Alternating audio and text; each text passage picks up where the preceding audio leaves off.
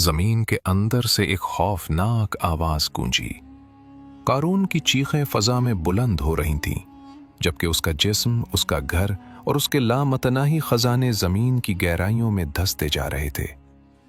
ताकतवर मर्दों की वो जमात जो कभी उसके खजानों की कुंजियां उठाने के लिए इकट्ठी होती थी, अब बेबस खड़ी देख रही थी। कोई हाथ न बढ़ा सका, कोई मदद न कर सका। अल्लाह ताला फरमाते हैं, तो हमने उसे और उसके घर को जमीन में धंसा दिया। फिर ना उसके लिए कोई जमात थी जो अल्लाह के मुकाबले में उसकी मदद करती, और ना वो खुद मदद करने वालों में से था। उस लम्हे में कारून की सारी शान और शौकत एक ही पल में मिट गई। मुझे रोको, ये मेरा माल है। ये वो अंजाम था जिसने एक वक्त की सबसे बड़ी दौलत को चंद लम्हों में नीस तो नाबूद कर दिया। अब सवाल ये पैदा होता है कि आखिर कारून की ये ताकत और दौलत की बुनियाद क्या थी? बनी इसराइल उस वक्त मिस्र की सरजमीन पर एक मुनज़्ज़म और ताकतवर ग्रोह की सूरत में मौजूद थे। वो फिरौन के निज़ाम में शामिल थे, मगर अपनी अलग शनाख्त रखते थे। उनकी आबादी हज़ारों की तादाद में थी और वो मुख्तलिफ पेशों में महारत रखते थे। कारून उन्हीं में से एक था, जिसका ताल्लुक लावी की औलाद से था। अल्लाह ताला फरमाते हैं, बेशक कारून मूसा की कौम में से था, फिर उसने उन पर सरकशी की और हमने उसे ऐसे खजाने दिए कि उनकी कुंजियां एक ताकतवर जमात पर भारी पड़ती थीं। तफसीर इब्ने कसीर में बयान है कि कारून का नसब मूसा अलैहिस्सलाम से करीब था। बाज़ रिवायात में वो मूसा अलैहिस्सलाम के चचाजाद भाई थे। इब्तदाई दौर में वो तौरात का हाफिज और इबादत गुजार शख्स समझा जाता था, मगर जब अल्लाह ने उसे बेपनाह माल अता किया तो उसकी सरकशी शुरू हो गई। उस कौम की ताकत का एक बड़ा हिस्सा उनकी तंजीम और फन्ने तामीर में था। मिस्र में वो ऐसे इलाकों में आबाद थे जहां ज़रई और मादनी वसाइल दस्तयाब थे। कारून ने इन वसाइल से फ़ायदा उठाते हुए कानों और कानकनी के ज़रिए सोना निकालने का काम किया। तफसीर में आता है कि वो अपने ज़माने का वाहिद शख्स था जिसे पत्थरों से खालिस सोना अलग करने का तरीका मालूम था। उसकी वजह से फिरौन के दरबार में भी उसकी खास अहमियत थी। फिरौन उसे दूसरों से ज़्यादा इज्जत देता था, क्योंकि कारून की दौलत फिरौन की सल्तनत की माशी ताकत बढ़ाती थी। कारून की दौलत की शान देखते ही बनती थी। उसके खजानों की कुंजियां इतनी भारी थीं कि उन्हें उठाने के लिए ताकतवर मर्दों की एक बड़ी जमात दरकार होती थी। इब्ने अब्बास रज़ी अल्लाह अन्हु की रिवायत के मुताबिक कभी 10 से 40 तक मजबूत मर्द भी उन कुंजियों को उठाने में मुश्किल महसूस करते थे। उसके महलात में सोने के दरवाजे, सोने का पंग और सोने के बर्तन इस्तेमाल होते थे। वो बेहतरीन और लंबे लिबास पहनता था ताकि लोगों पर अपनी बड़ाई जाहिर कर सके। ये तकब्बुर की वाज़े अलामत थी। उसकी कौम के अंदर भी 2 गिरोह बन गए थे। एक गिरोह उसकी दौलत देखकर हसद करता और कहता कि काश हमें भी ऐसा ही माल मिल जाए। दूसरा गिरोह जो अल्लाह से डरता था, उसे नसीहत करता कि इस दौलत पर फख्र न कर। वो कहते कि अल्लाह ताला फख्र करने वालों को पसंद नहीं करता। कारून ने उन नसीहतों को नज़रअंदाज कर दिया। उसने अपने माल को अल्लाह की राह में खर्च करने की बजाय सिर्फ अपनी नुमाइश और ताकत के लिए इस्तेमाल किया। तफसीर मारिफुल कुरान में बयान है कि कारून की सरकशी सिर्फ दौलत जमा करने तक महदूद न थी, बल्कि वो अपनी कौम पर भी जुल्म करने लगा। जब ज़कात का हुक्म नाजिल हुआ तो उसने सबसे ज़्यादा मुखालफत की, क्योंकि उसे अपने माल से शदीद मोहब्बत थी। उसने लोगों को ये मशवरा देना शुरू कर दिया कि मूसा अलैहिस्सलाम तुम्हारा माल लेना चाहते हैं। इस तरह उसने अपनी कौम के अंदर इंतशार पैदा किया और अपनी ताकत को अल्लाह की नाफरमानी के लिए इस्तेमाल किया। उसकी गुमराही का सबसे बड़ा सबब यह था कि वो अपने माल को अपनी ज़ाती अक्ल और काबिलियत का नतीजा समझने लगा। वो भूल गया कि ये सब अल्लाह का फजल है। जब लोग उसे नसीहत करते कि आखिरत का घर तलाश करो और दुनिया में अपना हिस्सा भी न भूलो, तो वो और ज्यादा तकब्बुर करता। कारून की ये ताकत और दौलत उसकी कौम के लिए एक बड़ा फितना बन गई थी। अगर अल्लाह ने मुझे ये माल दिया है तो ये मेरा है। मैं जो चाहूं करूंगा, कोई मुझे रोक नहीं सकता। अब देखना यह था कि जब अल्लाह का नबी उनकी दरमियान मौजूद हो तो कौम उस दौलत के फितने से कैसे निकलेगी? हज़रत मूसा अलैहिस्सलाम की पैदाइश मिस्र में उस दौर में हुई जब फ़िरौन ने बनी इसराइल पर सख्त जुल्म ढाना शुरू कर दिया था। फ़िरौन को ख्वाब आया था कि एक लड़का पैदा होगा जो उसकी सल्तनत को ख़त्म कर देगा। इसलिए उसने हुक्म दिया कि बनी इसराइल के न्यूरबन लड़कों को कत्ल कर दिया जाए। अल्लाह ताला ने मूसा अलैहिस्सलाम की वालिदा को वही की कि बच्चे को दूध पिलाओ और जब खतरा हो तो उसे संदूक में रखकर दरिया में डाल दो। अल्लाह ताला फरमाते हैं कि हमने मूसा की माँ के दिल में डाला कि उसे दूध पिलाओ और जब तुम्हें उसकी जान का डर हो तो उसे दरिया में डाल दो। फिर फ़िरौन के घर वालों ने उसे उठा लिया और फ़िरौन की बीवी ने उसे गोद ले लिया। इस तरह अल्लाह ने मूसा अलैहिस्सलाम को फ़िरौन के महल में परवरिश दिया ताकि वो उसके निज़ाम को करीब से देख सकें। बढ़ने के बाद मूसा अलैहिस्सलाम ने एक रोज़ एक कुप्ती को एक इस्राएली पर जुल्म करते देखा। उन्होंने मुदाखलत की और वो कुप्ती हलाक हो गया। इस वाक़े के बाद मूसा अलैहिस्सलाम को मिस्र छोड़कर मदियन की तरफ जाना पड़ा। वहाँ उन्होंने हज़रत शुएब अलैहिस्सलाम की खिदमत की और उनकी बेटी से शादी की। 10 साल गुजरने के बाद जब वो अपने अहले खाना के साथ वापस मिस्र लौट रहे थे तो तौर की वादी में अल्लाह ताला ने उन्हें नबूवत अता फरमाई। अल्लाह ताला ने मूसा अलैहिस्सलाम को हुक्म दिया कि फ़िरौन की तरफ जाओ और बनी इसराइल को ग़ुलामी से निजात दिलाओ। उन्हें मौजिज़ात भी दिए गए, लाठी जो सांप बन जाती थी और हाथ जो चमकदार हो जाता था। मूसा अलैहिस्सलाम ने फ़िरौन के दरबार में जाकर तौहीद की दावत दी और बनी इसराइल को आज़ाद करने का मुतालबा किया। फ़िरौन ने इनकार किया और मूसा अलैहिस्सलाम को जादूगर करार दिया। हज़रत मूसा अलैहिस्सलाम की जद्दोजहद सिर्फ फ़िरौन तक महदूद न थी। जब बनी इसराइल मिस्र से निकले तो उनके अंदर भी मुख्तलिफ गिरोह थे। क़ारून उन्हीं में से एक था। मूसा अलैहिस्सलाम ने अपनी कौम को अल्लाह की इबादत, तौहीद और आखिरत की याद दिलाते हुए कहा कि दुनिया की ज़िंदगी आर्जी है। उन्होंने ज़कात का हुक्म दिया ताकि मालदार लोग गरीबों का हक अदा करें और मुआशरे में इंसाफ कायम हो। तफसीर इब्न कसीर में बयान है कि थे जो अपनी दौलत पर उतराते थे। मूसा अलैहिस्सलाम ने उन्हें बार बार नसीहत की कि अल्लाह ने जो कुछ तुम्हें दिया है उससे आखिरत का घर तलाश करो, दुनिया का अपना हिस्सा भी ना भूलो और दूसरों के साथ एहसान करो जैसा कि अल्लाह ने तुम पर एहसान किया है। मगर क़ारून ने ये नसीहतें कबूल न की। मूसा अलैहिस्सलाम की दावत साफ और वाज़ेह थी। वो कहते थे कि अल्लाह एक है, इसके सिवा कोई माबूद नहीं। फ़िरौन खुद को खुदा कहता है मगर वो महज एक इंसान है। उन्होंने बनी इसराइल को सब्र और इस्तकामत की तलकीन की और बताया कि अल्लाह जालिमों को हमेशा नहीं छोड़ता। उनकी जिद्दोजहद में हज़रत हारून अलैहिस्सलाम भी उनके साथ थे, जो उनके भाई थे और उनकी मदद करते थे। हारून ने मूसा अलैहिस्सलाम की उस दावत को अपनी ज़ाती ताकत के लिए ख़तरा समझा। जब ज़कात का हुक्म आया तो क़ारून ने सबसे ज़्यादा मुखालफत की। वो अपने माल से मोहब्बत करता था और उसे अल्लाह की राह में खर्च करने पर तैयार ना था। उसने कौम के अंदर इंतशार फैलाना शुरू कर दिया। मूसा अलैहिस्सलाम की ये जिद्दोजहद कौम को गुमराही से निकालने की थी। वो चाहते थे कि लोग अल्लाह से डरें, तकब्बुर छोड़ें और आखिरत की तैयारी करें।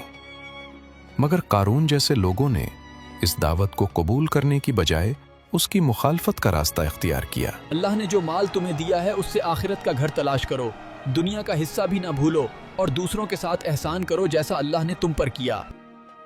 अब देखना यह था कि जब क़ारून ने खुलकर मुखालफत शुरू कर दी तो क्या हुआ। हारून ने हज़रत मूसा अलैहिस्सलाम की दावत को बर्दाश्त न किया। जब ज़कात का हुक्म नाजिल हुआ तो उसने सबसे शदीद मुखालफत की। अल्लाह ताला ने मूसा अलैहिस्सलाम को हुक्म दिया था कि हर 1000 दीनार में से 1 दीनार और हर 1000 बकरियों में से 1 बकरी ज़कात में दी जाए। हारून ने यह हुक्म सुनकर अपने माल की मोहब्बत में घबरा कर इनकार कर दिया। उसने अपने करीबी साथियों को जमा किया और कहा कि मूसा अलैहिस्सलाम, तुम सबका माल लेना चाहते हैं? इस तरह उसने कौम के अंदर शुकूक पैदा करने की कोशिश की। जब ये तदबीर कामयाब ना हुई तो क़ारून ने एक घिनौनी साजिश तैयार की। उसने एक बदकार औरत को बहुत बड़ी रकम और सोने का तोहफा देकर राजी किया कि वो लोगों के सामने हजरत मूसा अलैहिस्सलाम पर झूठा इल्जाम लगाए। अगले दिन जब मूसा अलैहिस्सलाम लोगों को नसीहत कर रहे थे, हारून ने औरत को पेश किया। औरत ने इल्जाम लगाया कि मूसा अलैहिस्सलाम ने उसके साथ बदकारी की है। मूसा अलैहिस्सलाम ने अल्लाह की कसम देकर औरत से सच बोलने का मुतालबा किया। औरत ने अल्लाह के खौफ से सब कुछ बयान कर दिया और अपने गुनाह पर तौबा कर ली। तफसीर इब्ने कसीर में बयान है कि इस वाक़े ने कारून की नफरत को और भड़का दिया। वो अब खुलकर हजरत मूसा अलैहिस्सलाम की मुखालफत करने लगा। वो लोगों को कहता कि मूसा जादूगर है और झूठा नबी है। कारून ने अपनी दौलत का इस्तेमाल करते हुए कुछ लोगों को अपने साथ मिला लिया और उन्हें मूसा अलैहिस्सलाम के खिलाफ भड़काता रहा। एक दिन कारून ने बड़े जुलूस के साथ कौम के सामने निकला। 70 मजबूत खच्चरों पर खजानों की कुंजियां लदी हुई थीं। लोग उसकी शान देखकर हैरान रह गए। कुछ लोगों ने तमन्ना की कि काश हमें भी कारून जैसा माल मिल जाता। उस वक्त हजरत मूसा अलैहिस्सलाम ने उन्हें नसीहत की, अल्लाह का दिया हुआ सवाब उन लोगों के लिए बेहतर है जो ईमान लाए और तकवा इख्तियार किया। कारून ने यह सुनकर और ज्यादा गुरूर किया। वो मूसा अलैहिस्सलाम के सामने खड़ा होकर बोला कि यह सब माल उसे उसकी अक्ल और सलाहियत से मिला है। उसने मूसा अलैहिस्सलाम को चैलेंज किया कि अगर तुम वाकई नबी हो तो बद्दुआ का मुकाबला करो। ये माल मेरी अकल से मिला है। अगर तुम नबी हो तो बद्दुआ करो, मैं भी बद्दुआ करूंगा, देखेंगे कौन हक पर है। हजरत मूसा अलैहिस्सलाम ने कहा कि तुम बद्दुआ करो। कारून ने बद्दुआ की मगर अल्लाह ने उसे कबूल न किया। फिर मूसा अलैहिस्सलाम ने बद्दुआ की। कारून ने लोगों के सामने मूसा अलैहिस्सलाम की नबूवत पर शुकूक उठाए। वो कहता कि अगर मूसा अल्लाह के नबी हैं तो फिर उनके पास इतना माल क्यों नहीं। उसने अपनी दौलत को नबूवत पर बरतरी करार देना शुरू कर दिया। उसकी ये बातें कुछ लोगों को मुतासिर कर रही थीं। हजरत मूसा अलैहिस्सलाम ने कौम को बताया कि अल्लाह जिसे चाहे रिस्क वसीक कर दे और जिसे चाहे तंग कर दे। दुनिया की दौलत आर्जी है, असल कामयाबी अल्लाह की रजा में है। कारून ने इन नसीहतों को रद्द कर दिया और अपने साथियों के साथ मूसा अलैहिस्सलाम की हर बात का मजाक उड़ाना शुरू कर दिया। तफसीर तबरी में आता है कि कारून ने अपनी कौम के अंदर फितना फैलाने के लिए साजिशें जारी रखीं। वो मूसा अलैहिस्सलाम को लोगों से अलग थलग करने की कोशिश करता रहा। उसकी ये सरकशी रोज बरोज बढ़ती गई। अगर अल्लाह ने मुझे ये माल दिया है तो ये मेरा है, मैं जो चाहूं करूंगा, कोई मुझे रोक नहीं सकता। कारून की ये खुली मुखालफत और साजिशें इस बात का वाज़े इशारा थीं कि वो अब अल्लाह की नाफरमानी के रास्ते पर चल निकला है। अब अल्लाह की तरफ से निशानियां आना शुरू हो गई थीं। कारून की सरकशी रोज बरोज बढ़ रही थी। अल्लाह ताला ने उसे और उसकी कौम को इबरत के लिए कई निशानियां दिखाईं ताकि वो तौबा कर ले, मगर वो गुरूर में और ज्यादा डूबता चला गया। सबसे पहली निशानी ज़कात के हुक्म के बाद सामने आई। जब हजरत मूसा अलैहिस्सलाम ने कौम को अल्लाह का हुक्म बताया तो कारून ने न सिर्फ इनकार किया बल्कि लोगों को भड़का कर कहा कि यह तुम्हारा माल छीनने की साजिश है। उसके बावजूद अल्लाह ने उसे मोहलत दी। मूसा अलैहिस्सलाम बार बार उसके पास आए और नसीहत की कि अपने माल में अल्लाह का हक अदा करो, गरीबों का हिस्सा दो और तकब्बुर छोड़ दो। कारून ने हर बार इनकार किया और कहा कि यह माल उसकी अपनी मेहनत और अक्ल का नतीजा है। दूसरी निशानी उस वक्त सामने आई जब कारून ने बदकार औरत के जरिए हजरत मूसा अलैहिस्सलाम पर झूठा इल्जाम लगाया। औरत ने अल्लाह की कसम खाकर सच बोल दिया और तौबा कर ली। इस वाक़े के बाद भी कारून पर अल्लाह की तरफ से कोई फौरी सज़ा न आई। ये अल्लाह की रहमत थी कि वो अब भी तौबा का मौका दे रहा था, मगर कारून ने उसे अपनी कामयाबी समझा और मूसा अलैहिस्सलाम से अदावत बढ़ा ली। तीसरी निशानी कारून के शानदार जुलूस के दिन सामने आई जब वो 70 खच्चरों पर खजानों की कुंजियां लेकर कौम के सामने निकला तो बहुत से लोगों ने हसद किया और तमन्ना की کہ کاش انہیں بھی ایسا مال مل جائے۔ حضرت موسیٰ علیہ السلام نے فوراً انہیں متنبہ کیا کہ اللہ کا ثواب بہتر اور باقی رہنے والا ہے۔ قارون نے اس موقع پر بھی غرور کیا اور موسیٰ علیہ السلام کو بد دعا کا چیلنج دے دیا۔ اللہ تعالیٰ نے قارون کو آخری موقع دیا۔ موسیٰ علیہ السلام نے اسے واضح طور پر کہا، اور اللہ کی نعمت کی تلاش کرو جو اس نے تمہیں دی ہے، اور دنیا میں فساد نہ پھیلاؤ، بے شک اللہ مفسدوں کو پسند نہیں کرتا۔ مگر قارون نے یہ نصیحت بھی ٹھکرا دی۔ وہ اپنے ساتھیوں کے ساتھ بیٹھ کر موسیٰ علیہ السلام کی ہر بات کا مذاق اڑاتا اور لوگوں کو ان سے دور کرنے کی کوشش کرتا۔ تفسیر ابن کثیر میں بیان ہے کہ قارون کی یہ تمام حرکتیں اللہ کی طرف سے آنے والے عذاب کی نشانیاں تھیں۔ اللہ نے اسے مال، عزت اور طاقت دی تھی تاکہ وہ شکر ادا کرے، مگر وہ ناشکرا بن گیا۔ اس نے اللہ کی نعمتوں کو اپنی ذاتی صلاحیت سمجھ لیا اور نبی کی مخالفت کو اپنا شعار بنا لیا۔ اس دوران قوم کے اندر دو گروہ واضح ہو گئے تھے۔ ایک گروہ قارون کی دولت دیکھ کر اس کے ساتھ ہو گیا تھا۔ دوسرا گروہ جو ایمان والا تھا موسیٰ علیہ السلام کے ساتھ کھڑا رہا اور قارون کی سرکشی سے اللہ کی پناہ مانگتا رہا۔ قارون کی یہ بڑھتی ہوئی سرکشی اللہ کی طرف سے آنے والے سخت عذاب کی واضح نشانی تھی۔ وہ اب بھی سوچتا تھا کہ اس کی دولت اسے ہر چیز سے بچا لے گی، مگر اللہ کی قدرت کے سامنے کوئی طاقت نہیں ٹک سکتی۔ حضرت موسیٰ علیہ السلام نے قوم کو آخری بار متنبہ کیا کہ جو اللہ کی نافرمانی کرے گا اس کا انجام برا ہوگا۔ قارون نے اس تنبیہ کو بھی نظر انداز کر دیا۔ موسیٰ ہمارا مال لینا چاہتے ہیں، قارون ہمارا بڑا ہے، ہم اس کے ساتھ ہیں۔ اللہ فخر کرنے والوں کو پسند نہیں کرتا۔ اپنے مال میں تقوی اختیار کرو۔ اب قارون کی سرکشی اپنے عروج پر پہنچ چکی تھی۔ وہ نہ توبہ کر رہا تھا اور نہ ہی اللہ کے احکام مان رہا تھا۔ اس کے بعد اللہ کی طرف سے عذاب کا وقت آ گیا۔ قارون کی سرکشی اپنے عروج پر پہنچ چکی تھی۔ وہ اب بھی اپنی دولت پر اترا رہا تھا اور حضرت موسیٰ علیہ السلام کی نصیحتوں کو ٹھکرا رہا تھا۔ اللہ تعالیٰ نے اسے بار بار مہلت دی، مگر جب اس نے توبہ کا راستہ چھوڑ دیا تو عذاب کا وقت آ گیا۔ حضرت موسیٰ علیہ السلام نے اللہ سے دعا کی۔ انہوں نے کہا، اے اللہ، اس سرکش کو اس کی سزا دے۔ اللہ تعالیٰ نے وحی فرمائی کہ میں نے تمہاری دعا قبول کر لی۔ موسیٰ علیہ السلام نے قارون کے سامنے کھڑے ہو کر فرمایا، اے اللہ، آج زمین کو حکم دے کہ وہ میری اطاعت کرے۔ اللہ تعالیٰ نے سلام پر وحی کی کہ میں نے ایسا ہی کر دیا ہے۔ پھر موسیٰ علیہ السلام نے فرمایا، اے زمین، انہیں اپنے اندر لے لے۔ زمین نے فوراً حرکت کی۔ قارون کے پاؤں زمین میں دھس گئے۔ وہ حیران اور خوف زدہ ہو کر چیخ اٹھا۔ اس نے اپنے پاؤں نکالنے کی کوشش کی، مگر زمین نے اسے گھٹنوں تک نیچے کھینچ لیا۔ قارون کی چیخیں بلند ہوئیں۔ اس کے ساتھی بے بس کھڑے دیکھ رہے تھے، کوئی ہاتھ نہ بڑھا سکا۔ موسیٰ علیہ السلام نے دوبارہ فرمایا، اے زمین، انہیں اور نیچے لے لے۔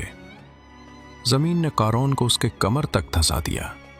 اب قارون کی آواز میں بے بسی اور پچھتاوا تھا۔ وہ چیخ کر کہنے لگا کہ مجھے معاف کر دو، میں توبہ کرتا ہوں، مگر اب وقت گزر چکا تھا۔ موسیٰ علیہ السلام نے تیسری بار حکم دیا۔ زمین نے قارون کو اس کے کندھوں تک نگل لیا۔ اس وقت قارون نے اپنے خزانوں کی طرف دیکھا۔ وہ 70 خچروں پر لدی کنجیاں اب بھی وہاں موجود تھیں۔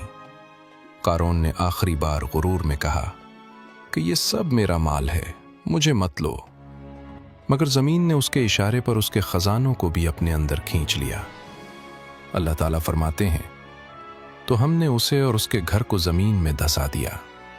پھر نہ اس کے لیے کوئی جماعت تھی جو اللہ کے مقابلے میں اس کی مدد کرتی، اور نہ وہ خود مدد کرنے والوں میں سے تھا۔ اس لمحے میں قارون کی ساری شان و شوکت ختم ہو گئی۔ وہ شخص جو کبھی اپنی دولت پر فخر کرتا تھا، جس کے خزانوں کی کنجیاں اٹھانے کے لیے طاقتور مردوں کی جماعت درکار ہوتی تھی، اب زمین کی گہرائیوں میں دھس رہا تھا۔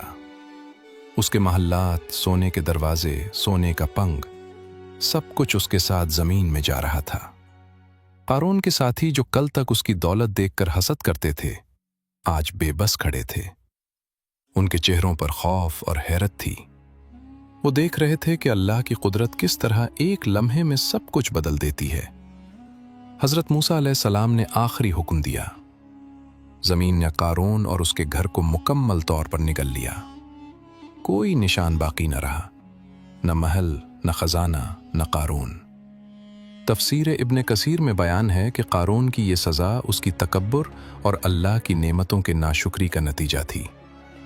वो अपने माल को अल्लाह का फजल समझने की बजाय अपनी अकल का नतीजा समझता था। इसलिए अल्लाह ने उसे इसी ज़मीन में धंसा दिया जिस पर वो फ़ख्र करता था। इस अजाब के बाद कौम के लोग जो कारून की दौलत पर रश करते थे, अब लरज़ उठे। वो कहने लगे, अफसोस, अल्लाह अपने बंदों में से जिसके लिए चाहता है रिज़्क कुशादा कर देता है और जिसके लिए चाहता है तंग कर देता है। अगर अल्लाह हम पर एहसान न फरमाता तो हमें भी धंसा देता।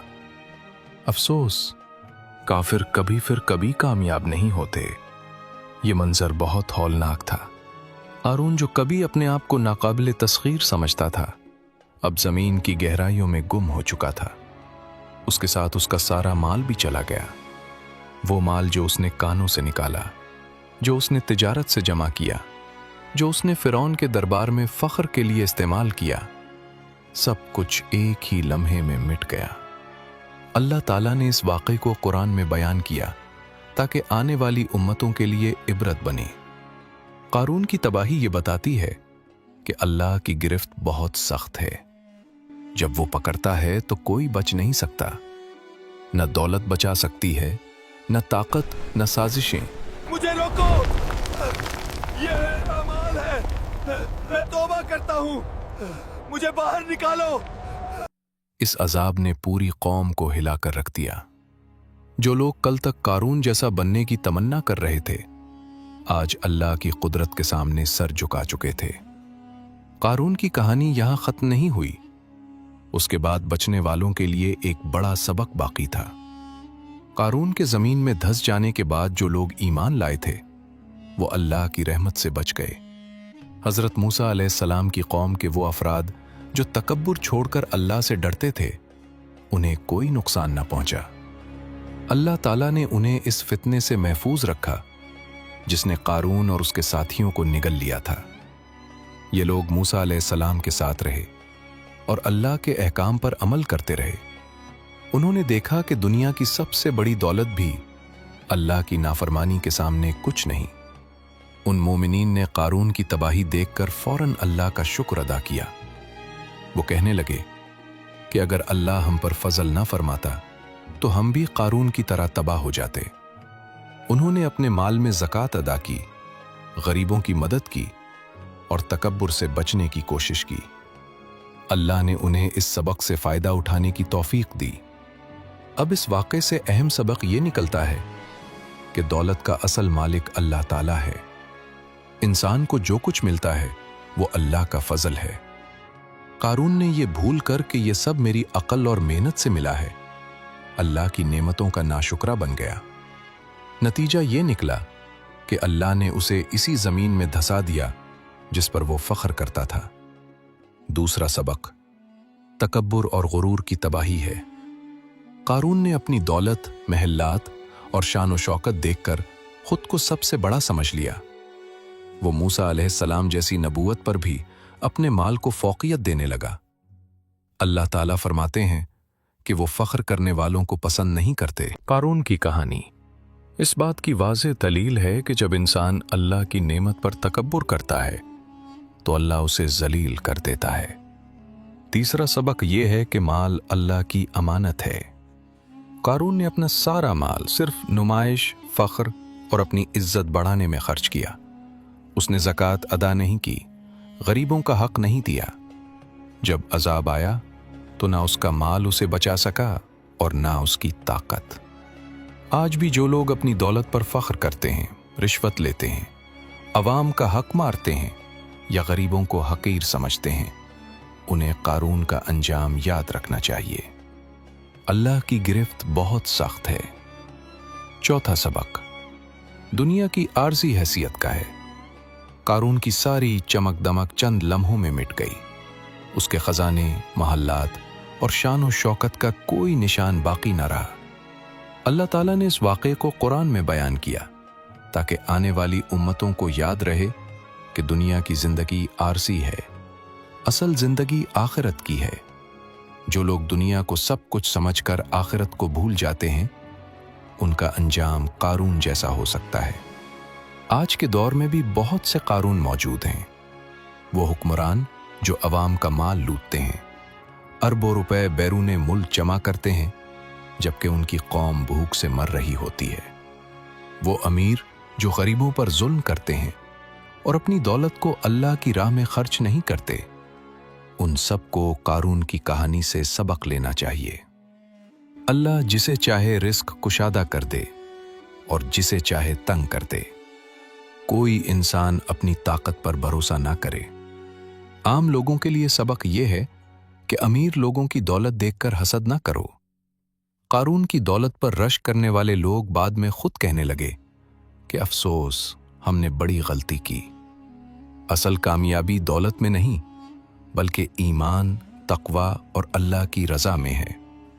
हज़रत मूसा अलैहिस्सलाम की कौम के वो लोग जो बच गए, उन्होंने ये सबक सीखा कि अल्लाह की नाफरमानी का अंजाम हमेशा बुरा होता है। कारून ने अल्लाह की नेमतों का शुक्र अदा नहीं किया, नबी की मुखालफत की, तकब्बुर किया, नतीजा तबाही निकला। आज भी जो लोग अल्लाह की नाफरमानी करेंगे, उनका अंजाम अच्छा नहीं होगा। आखिर में यह कहना काफी है कि दुनिया की जिंदगी चंद दिन की है। कारून ने दुनिया को सब कुछ समझा और आखिरत को भूल गया। हम सबको चाहिए कि हलाल कमाई करें, ज़कात अदा करें, गरीबों की मदद करें और हमेशा आखिरत की फिक्र रखें। अल्लाह हम सबको कारून जैसी तबाही से बचाए और सीधे रास्ते पर चलने की तौफीक दे। आमीन। अगर अल्लाह हम पर एहसान ना फरमाता तो हम भी कारून की तरह धंस जाते। अल्लाह का शुक्र है कि उसने हमें बचाया। कारून की यह कहानी आज भी जिंदा है। यह हमें याद दिलाती है कि अल्लाह की कुदरत के सामने कोई ताकत नहीं टिक सकती। जो अल्लाह से डरता है वही कामयाब है।